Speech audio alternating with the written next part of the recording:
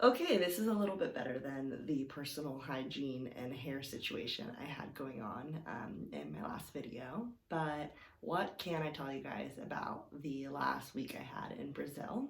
I was on my way to Florianopolis and I made it. That was great, but I lost a day. So I only had 2 nights there and about 2.5 days there, and there was a huge storm. So traditionally, it's like a beautiful tropical island. It has over 40 beaches. And in the summertime, which is like January through March, it's like 90 degrees.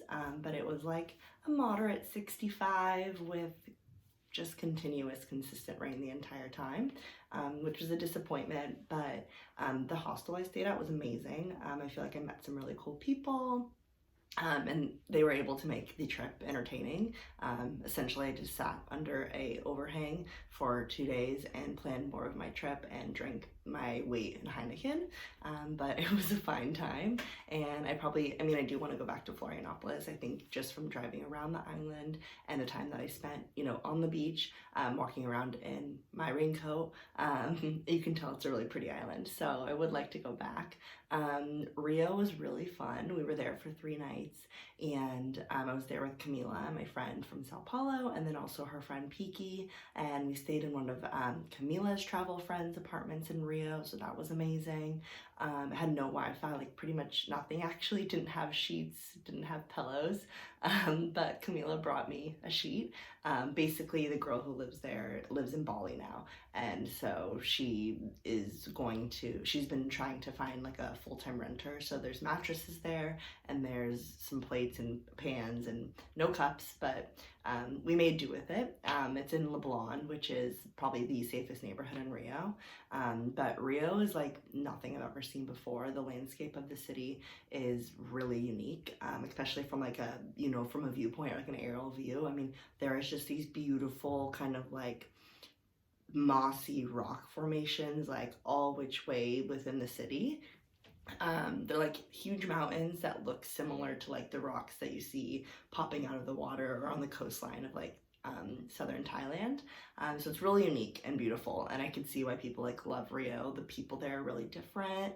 I would say like it's almost kind of like Sydney, Australia to like Melbourne, Australia. Like they're like Melbourne's like Sao Paulo, it's like more artsy, more like culture, like music, bar influence, and then like Rio's is like beach culture, like a little bit more affluent. Like I guess all like the famous like Brazilian like actors, actresses, soap opera stars, what have you, like live in Rio or have a house in Rio. But we got to see another friend of ours from Tao Expeditions, the sailing trip I did in the Philippines, Laura, and that was really fun. She took us to this outdoor samba, and it was a like, I don't know, maybe 10-person female samba group or band. And there was probably like, I don't know, 150 people all under this big tent, but we all didn't fit under the tent. And they're playing beautiful samba music, and it started pouring rain, and we're like all dancing in the rain.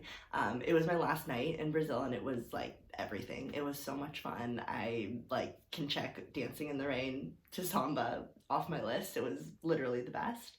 And then I rode a mechanical bull. We went to this festival thing that happens on the weekends that, again, everyone says is not safe. You got to be super, super duper aware. But I like walked in, and there was a mechanical bull like right at the entrance. And I was like, I want to ride the mechanical bull. And Laura's like, oh my God, I'm paying for you. You're riding the mechanical bull. I didn't last very long. But Brazil was great. I think that the people really made it for me, and the culture of Brazilians is very warm and hospitable, and they're nice people. Like they want to get to know you. They're happier visiting from America or from United States. So that's cool. I've been in Buenos Aires for 4 days now, 3 days in class. I'm taking Spanish class. Right now I have 2 hours of class, just one-on-one with a professor, and then another 2 hours of like activities outside of school with a couple other students where we're visiting like touristy locations, and they speak to us in Spanish. I understand very little. And then I have homework. It's been mentally exhausting, to be honest, like extremely exhausting. I've been very tired every day. But it's good. I'm hoping that I'll be able to Hoping I'll be able to walk away with, you know, more knowledge of Spanish after these 4 weeks.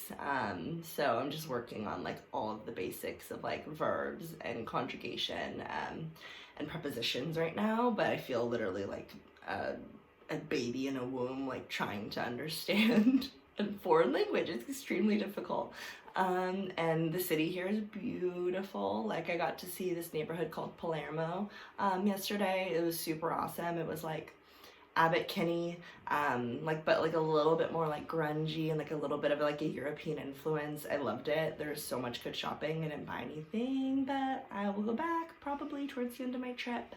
And then what else do I want to say about Buenos Aires so far?